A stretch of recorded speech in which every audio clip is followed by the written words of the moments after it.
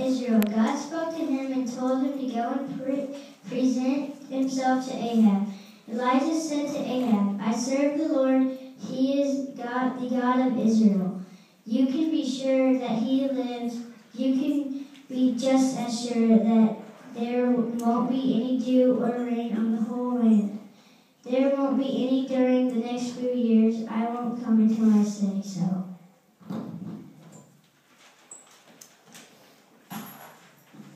Those who worship Baal believe he was the God who brought the rains and bountiful harvest. So when Elijah told Ahab this, he was shocked.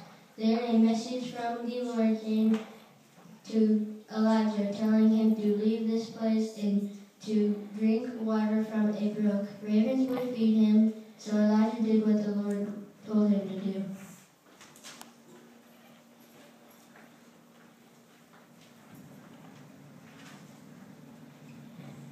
It was now 3 years since it had rained. A message came to Elijah from the Lord.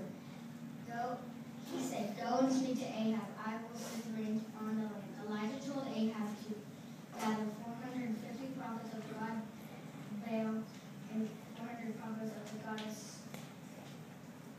Asherah.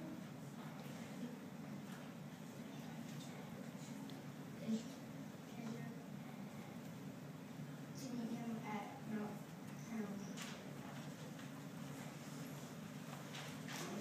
Elijah told the people.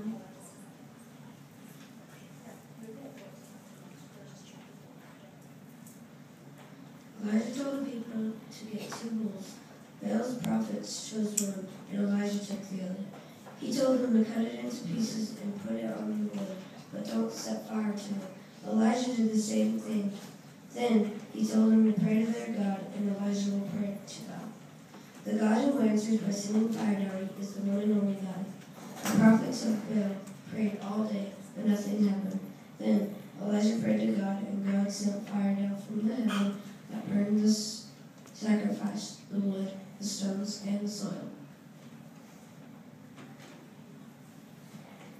All the people saw it. They fell down flat with their faces toward the ground. They cried out, the Lord is the one and only God. Then Elisha commanded them to grab hold of the prophets of Baal and don't let them get away. They were taken to Kishon Valley, where they were put to death.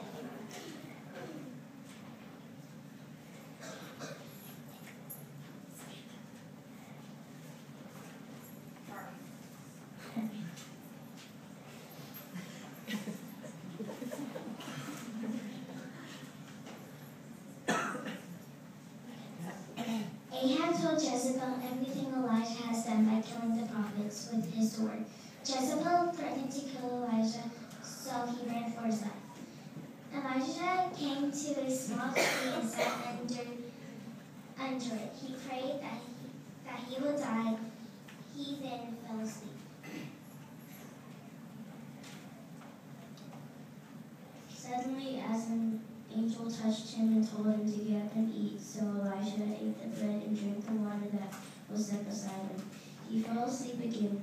Then the angel came a second time and told him to eat and drink. He traveled for 40 days and 40 nights. He kept going until he arrived at Horeb. It was the mountain of God. He went into a cave there and spent the night. Another message from God came and said, Elijah, what are you doing here? Go out and stand on the mountain in front of me. I'm going to pass by.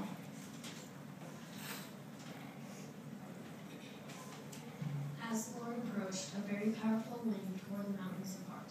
It broke up the rocks, but the Lord wasn't in the wind.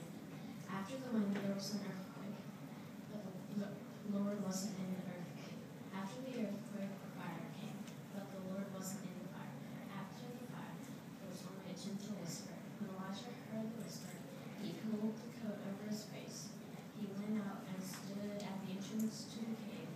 Then a voice said to him, Elijah, what are you doing here? Go back the way you came.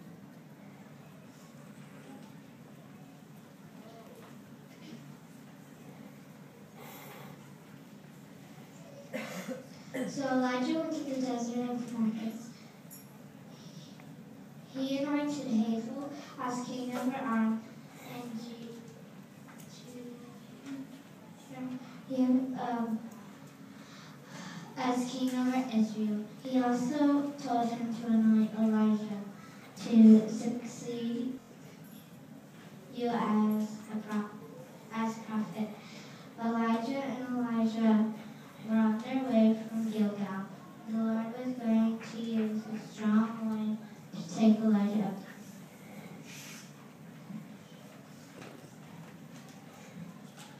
"50 men from the company of the prophets followed Elisha and Elijah. The men stopped and stood not far away from them.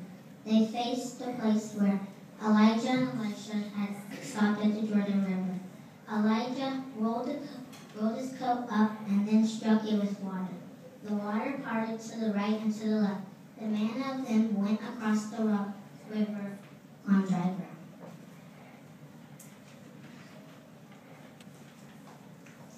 After they got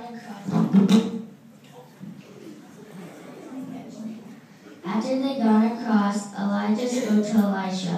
He said, "Tell me what can I do for you before I am taken away from you? Please give me a double share of your spirit." Elijah replied, "You have asked me for something I can't give you. Only the Lord can give it."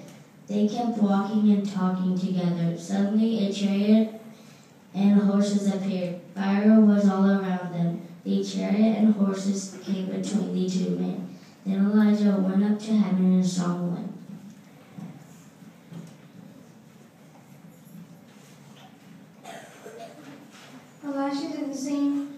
Elisha didn't see Elijah anymore. Then Elisha took hold of his own clothes and tore them apart. He picked up the coat that had fallen from Elijah and went back and stood on the bank of the Jordan River. He picked up the coat that had fallen from Elijah. He went back and stood on the bank of the Jordan River. Then he struck the water with Elijah's coat. "Where is the power of the Lord?" he asked. "Where is the power of God? Where is the power of God of Elijah?" When Elisha struck the water, it parted to the right and left, and he went across the river.